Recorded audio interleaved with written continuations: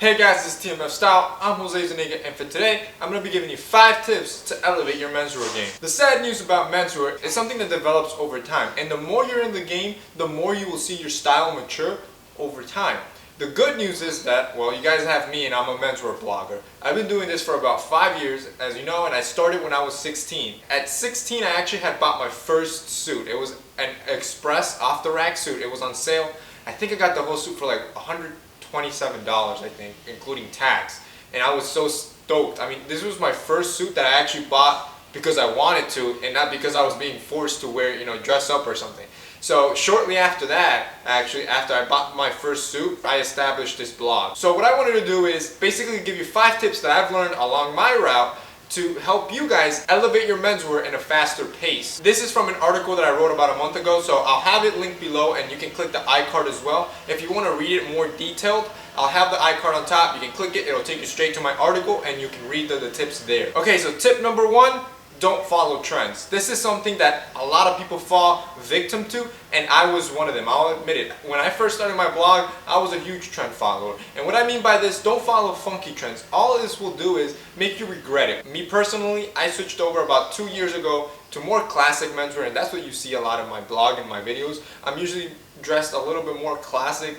This that you see right now is probably as fun as it gets for me in suits, and that's for a reason. I learned very young that following trends isn't going to suit me. Just to give you some examples of previous trends that have passed and gone, and I bet you none of you would wear it anymore. Camo pants, cargo pants with suits, joggers, funky colored socks. You want to really shy away from all this stuff that supposedly enhances your menswear when it's really deterring from it. Stick to the classics. You'll thank me 2 years from now. Tip number 2, and this really should be my first tip because it's the most important one, find a good tailor. I honestly couldn't be here and look as good as I do without a good tailor. My tailor, his name is Giovanni. He's been in this tailoring business for years. I remember in my earlier stages when I first had found him, and I was still in my early stages of menswear, I would go in thinking I knew exactly what I wanted, and I came out with something totally different. Because that's the good thing about a good tailor. They tell you what you need. If you guys recall, I did a video on how to tailor denim, and I actually took you to my tailor and showed you how he tailored my pants. And one tip that he told me while I was there is I had a bow-legged shape with my legs. And he mentioned how he was going to take a little bit more out of the outseam than the inseam to make it more balanced, so when I wear the jeans, I look like I have a nice straight proportion, and that's what tailors do. So finding a good tailor is going to be crucial for your clothing game. Tip number 3 is inspiration. Something I did very, very early on, before I had started my blog, is that I would actually read other blogs, and I actually still do. I don't just read obviously mine, I like to read other people's perspective on menswear. It's a good way to see how other people's styles develop. The most beneficial thing that I saw was learning from their mistakes. It's like the saying goes, the wise learn from other people's mistakes. So instead of you going and making that mistake, take the advice of people that have already been there and have made that mistake so you avoid it and therefore mature quicker. Tip number 4 kind of correlates to tip number 2, which was finding a good tailor, and it's learning about proper fit. More specifically, learning about what properly fits your body. And that doesn't mean to just change your shopping tactic from buying classic cut stuff to buying slim fit stuff. You need to understand that it all depends on body shapes and proportions. Not everybody is cut on a slim fit cut, and you might actually end up looking worse in a slim fit than in a classic cut. Some men might actually look better in a classic cut with a little tailoring. So learning about proper fit is another very crucial basic to developing your menswear. And tip number 5, and something that took me a long time to realize, it's quality over quantity. I'm sure you've heard of this a lot of times throughout your life. I remember I used to hear this a lot in the gym.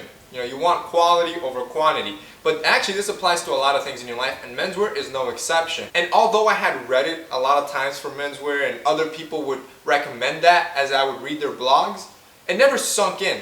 Until one day it kind of like snapped. I was seeing the money just drain away. And what I mean by that is that I would spend every week either in H&M, Zara, online shopping, and a lot of fast fashion accounts like ASOS.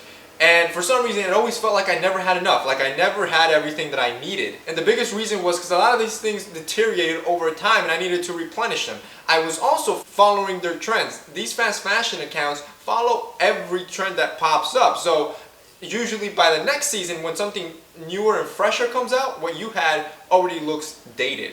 So this is very dangerous, and it obviously is not cost effective. Always go for quality clothing, and make sure you build your foundational wardrobe first, which I'm actually going to be making a video and an article just on that, on what exactly is a foundational wardrobe and how can you build one. So make sure you build your foundational wardrobe first. You know, a foundation is very key, and you want to do this with quality garments that you know that you're going to have that foundation 3, 4, or 5 years from now. And that's what I did very quickly. Like I said 2 years ago when I switched over, I decided to just save up money, buy a good gray suit, save up money, buy a good navy suit. And although obviously all of my suits are now custom because I own my own brand, I guess I have an unfair advantage. But just like I mentioned in my previous video on budgeting, in the beginning it wasn't like that. In the beginning I actually did have to save. And with good budgeting tactics, you'll be there in no time. And if you haven't seen my video on how to budget for quality menswear, I have it linked below because it's really good tips that I personally use and will get you there, like I said, in no time. So thank you guys for watching. If you guys liked this video and the information was informative, remember to hit up the like button. Also share this video, helps us reach more men and teach more men. Thank you guys for watching.